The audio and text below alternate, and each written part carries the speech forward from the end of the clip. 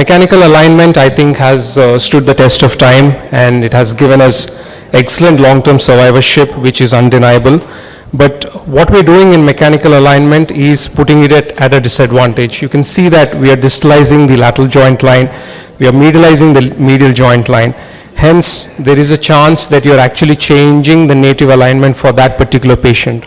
So mechanical alignment, with its success of survivorship, but it is definitely changing the anatomy, the knee phenotype, as well as the knee kinematics. We've all understood that none of us have zero axis. We all know that we have different native alignments. Even in a same patient, you can have different alignments in each limb. All credit to Johan Bellemans, who came up with this concept in 2012. And since then, we have seen that even there is geographic as well as ethnic distribution, where Asians as in Japanese have more native varus in their knees, as per this study by Dr. Mulaji. Hence, if we have to move away from alignment, mechanical alignment, and you want to create a more personalized approach, we need two things. One, we need a classification which can tell us what is the constitutional alignment as well as joint line orientation in that patient. At the same time, we also need a personalized alignment strategy which will help us execute this particular plan. So let us start with the CPAK classification. This is one of the most commonly used classifications around the world because of its simplicity, because you have to calculate two things. One is known as the arithmetic HKA, which is MPTA minus LDFA, and you also calculate the joint line obliquity, which is MPTA plus LDFA. So here you have an animation. If you minus LDFA from MPTA and you get 0, then you are in neutral. If you are less than, if you are negative, then you have constitutional varus, and if you're positive, then you have constitutional valgus. Similarly, joint line obliquity is MPTA plus LDFA. You are 180 degrees, you're neutral in terms of obliquity. If you're less than 180 degrees, you're apex distal because the points are meeting distal.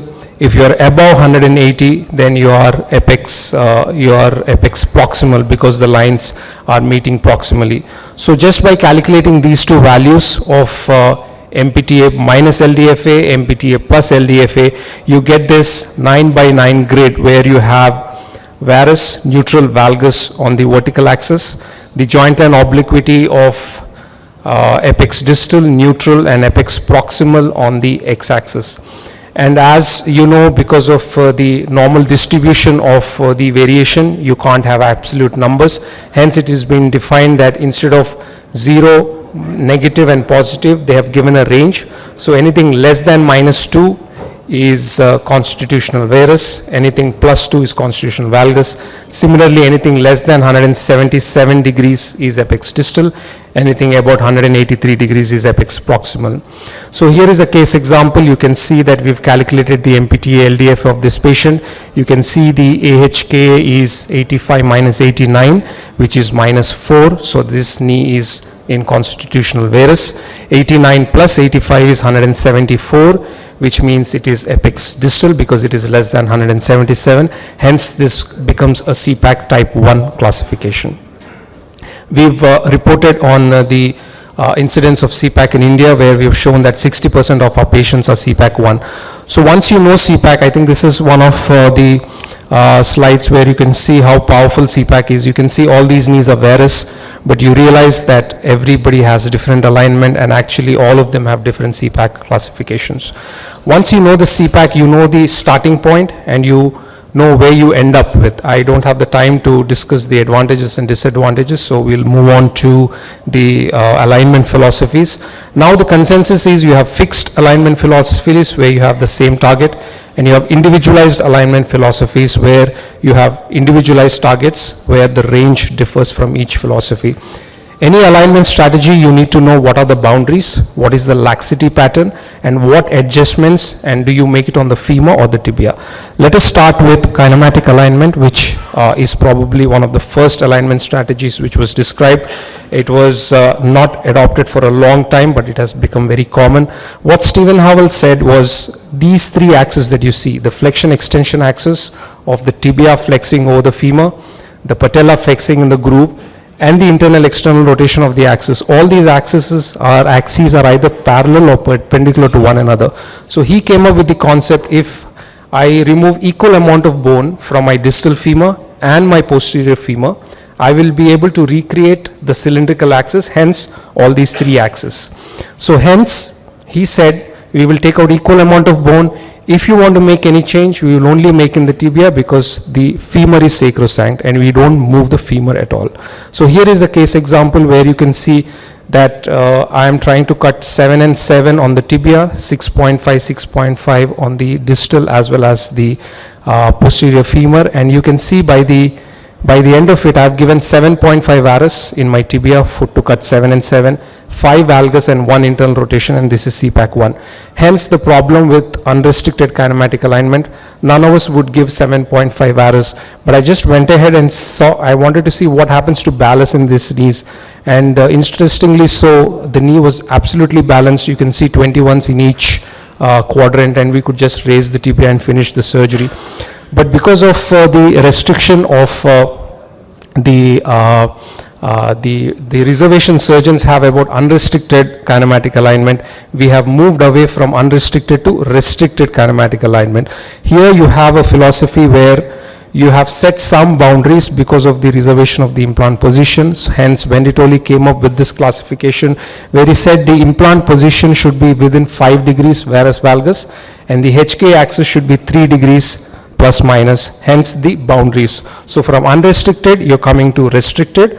You still have native laxity and you can still move only the tibia. So here is the algorithm where you, this is a little more complex for you to understand, for me to explain in the time limitation, but you can go through each step and remember these two tenets were less than 5 degree varus valgus and less than 3 degrees of rotation. So same patient I had to move from 7.5 because I didn't accept that. I brought it down to 5.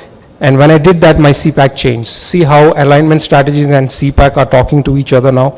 Here, when I did that, I obviously induced some amount of medial tightness. Hence, this knee became little more tight, and I had to do some releases in this case. So the difference between kinematic and restricted kinematic is just the boundary. Unrestricted, you don't care about what varus valgus you're giving. Restricted, you are bound with some boundaries. The third philosophy that I want to talk to you about, I think the talk is 10 minutes, not 8. Alignment philosophies, the latest one that has really caught on the attention of surgeons is because of robotics. So by definition, functional alignment is when you have some amount of robotic assistance and you have some amount of 3D planning or some amount of pre-planning that happens before surgery. This was given by Faris Haddad. The main difference here is instead of an alignment-driven philosophy, you have a balanced-driven philosophy where you're giving equal importance to both alignment as well as balance. So here you have a knee which is 24, 22, 22, 20. The target here is 18. Now I have freedom to move either my femur or my tibia in order to balance this knee. The previous two strategies, I was not moving my femur at all because that is very crucial for me in terms of the other philosophy. So here you have a separate philosophy where you're giving balance equal important, you're able to move either the femur or the tibia, hence the CPAK can change more in functional alignment as compared to the other alignment strategies. So here is the difference. Kinematic restricted is more alignment based, functional alignment is more balance driven strategy. Here you have two examples where I'm doing functional alignment with a kinematic start point versus a mechanical start point, where with a kinematic start point I have preserved the CPAK in this particular patient, but the same patient, if I do a mechanical start point, you can see that I have blunted the CPAK and I've changed to 4. This is the reason most of us who are doing personalized alignments have moved to a kinematic based philosophy as a starting point instead of mechanical philosophy. So in functional alignment, you can move either the femur or the tibia in favor of balance. While doing that, you might change the CPAK more than the other two philosophies. So now when you add functional alignment, it is restricted because you have boundaries, and it also gives balance equal amount of weightage, and you can move either the femur or the tibia in this situation. So these are the different alignment strategies, and you can see each of them have different ways of actually countering the philosophy of how you maneuver either the femur or the tibia in these patients. So this is how we normally do our cases now. We calculate the CPAK type, we try to restrict the alignment philosophy based on what is the initial target. If I'm outside 5 or 6 degrees of errors, I move my patient from unrestricted to a restricted kinematic alignment strategy. So this is probably the most important slide for you. Kinematic alignment is unrestricted with native. Restricted kinematic is boundaries with native, but functional alignment gives equal importance to both the boundaries as well as balance, and you are free to either move the tibia or the femur in favor of balance. Thank you.